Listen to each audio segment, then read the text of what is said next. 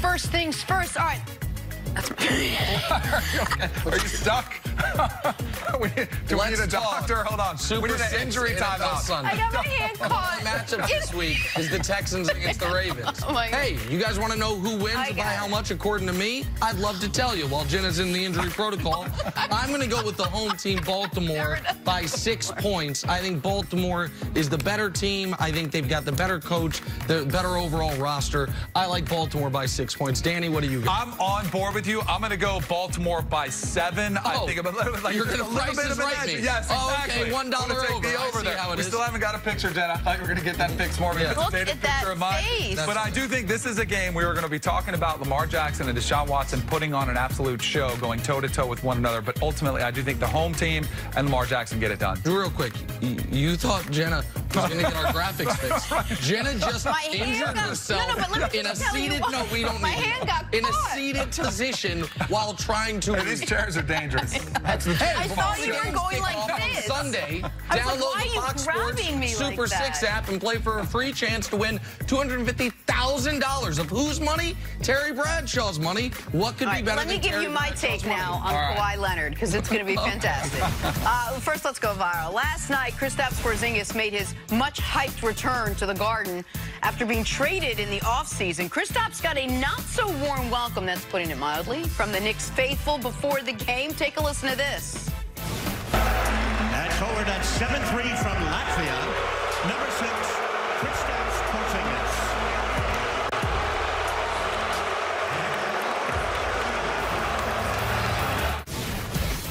Was that the kid that booed him at draft night? He's just older now, right? Sometimes guys get traded and they get booed when they come back, and I think it's unfair. I'm like, the guy didn't want to be traded. Kristaps wanted out, demanded out, that didn't like being in New York. And the Knicks everyone's piling on the Knicks, and some of it's justifiable.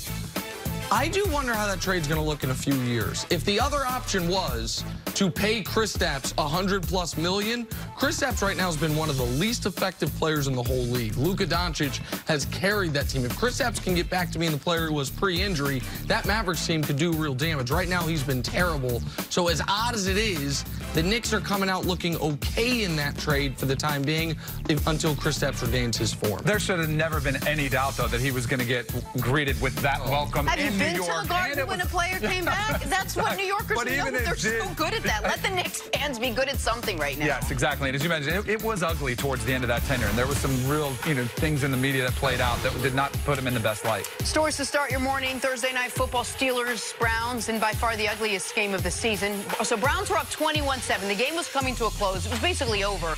Myles Garrett and Mason Rudolph get into it. Myles rips off his helmet, hits Mason Rudolph in the head with it. Nick, how long do you expect Garrett to be suspended? I think 6 games. The last time we saw a player hit another player on the field with his helmet was Antonio Smith, Richie Incognito. That was 3 games. That was in a slightly different NFL era. Incognito was also a guy, I think, not to do victim blaming, I think a lot of people thought he might have had it coming a little bit. Yes.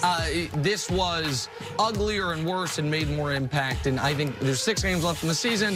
I think he'll be done for the rest of the year. I think 3 would be more than adequate, or 4. I think 6 is too much, but I am with you as far as what do I think he's going to get. The narrative nationally, some of the prominent writers that you mentioned earlier are calling for 6 or even more games, and there has never been a time more where the NFL has listened to the public response and listened to some of those powerful voices and responded accordingly. So for that reason, I do think he's going to get 6. A bunch of powerful voices and Jenna Wolf calling for an 8+ game suspension. On to the Cowboys and the Lions now. Dallas has lost 4 of 6. They need a win in Detroit to keep pace with the Eagles in a tight NFC East race.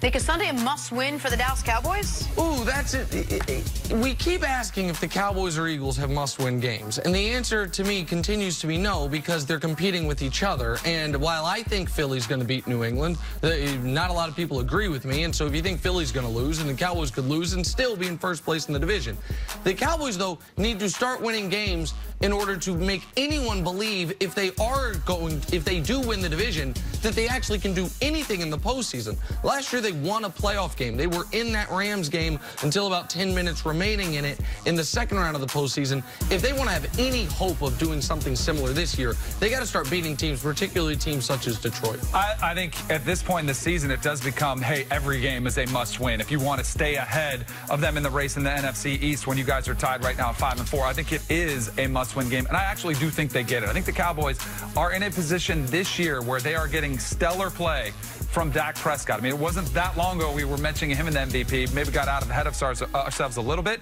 but he's playing the best football of his career. Zeke is getting back up to speed. I think this team does make a run. I think they do win the division. And for the Cowboys, by the way, this is one of their easier games left on the schedule. All right, Clippers taking on the Pelicans last night. Paul George making his L.A. debut. Lonely night for him without his buddy Kawhi Leonard in the lineup. Why? Well, something we like to call load management. PG-13, though, came out, finished with 33 points, 9 rebounds. The Clippers, however, took the loss, 132-127. Nick, is Kawhi costing the Clippers wins with this load management?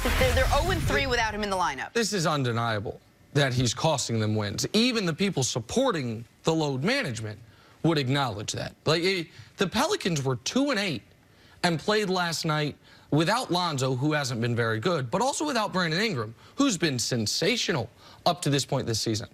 And Paul George comes back, gives you 33 in 24 minutes. He was great. He came back earlier from the injury than I expected, and he looked better immediately than I expected. Credit to him, by the way, who, if we remember correctly, the Los Angeles Clipper this year that was top 3 in the MVP last year, league-wide regular season, it's not Kawhi Leonard, it's Paul George, who was top 3 Defensive Player of the Year voting, top 3 MVP, something Kawhi Leonard was not. But yeah, he is absolutely unequivocally costing him wins. And I know that the argument is, well, it won't matter if he's better in the postseason because of it, but that's an unknowable. And I know people say last year, well, how can you criticize that he missed 22 games when they won the title? You know who the second most load-managed player in the NBA last year was?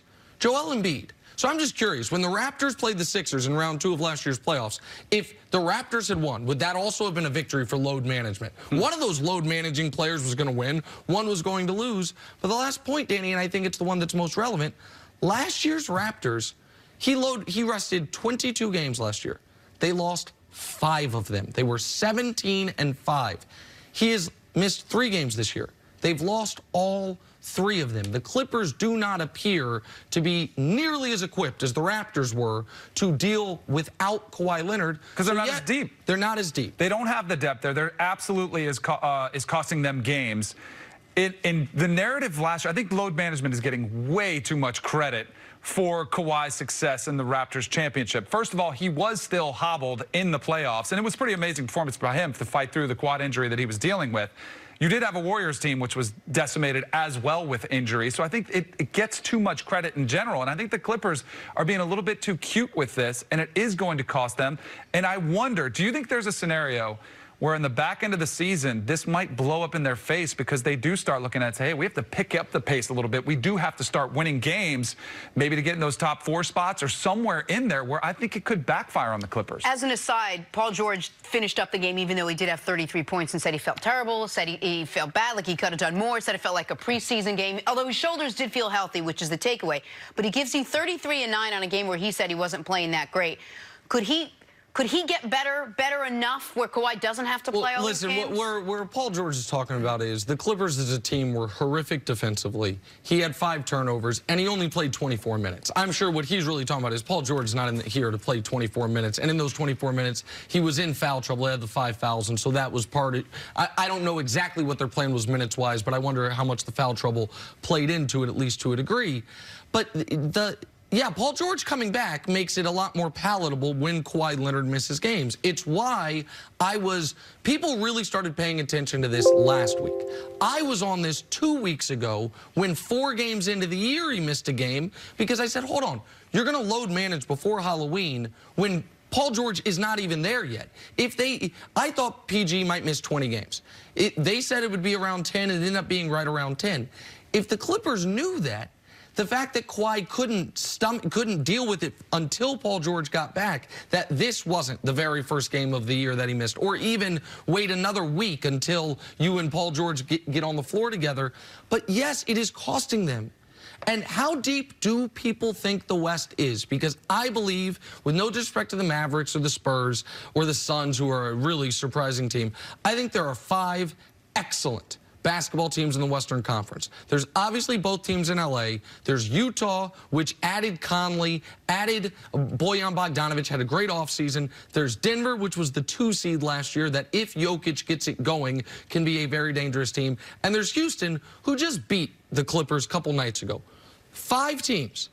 One of those teams will be on the road in the first round, and one of those teams will be home after the first round. Go ahead, Dan. And that's what I was referencing. At the back end of the season, if the Clippers find themselves outside of those top 4 seeds, do they all of a sudden start to change their methodology, and then it all blows up in their face? It just, to me, it's way too early to go with this extreme of the rest. And I would argue it's not the top 4 seeds you're worried about. It's the top 3. Because if you are 4, yeah, you'll have home court, but you're playing one of the 5. You're playing one of those 5. One of those teams going home in the first round. Before the year, I said I thought it would be the Clippers. Everyone thought it was a take for this just to make a take, like just to get it. The reason I feel that way and felt that way is because we knew Paul George was going to miss time, and we knew Kawhi was going to load manage, and the idea that they're just going to be able to roll out of bed come the postseason, and even if I'm wrong that they'd be gone in the first round, they are putting themselves in position where, of those 5 great teams, 4 and the Clippers, they would have to beat 3 of them in a series to go to the NBA Finals. They don't get the Kings in round 1 or whomever the 7 or the 8 seed is. To me, it's damaging, and it's risky, and we'll see how it plays out. All right, let's take a break. Back to football on the other side. Should Brady and the Patriots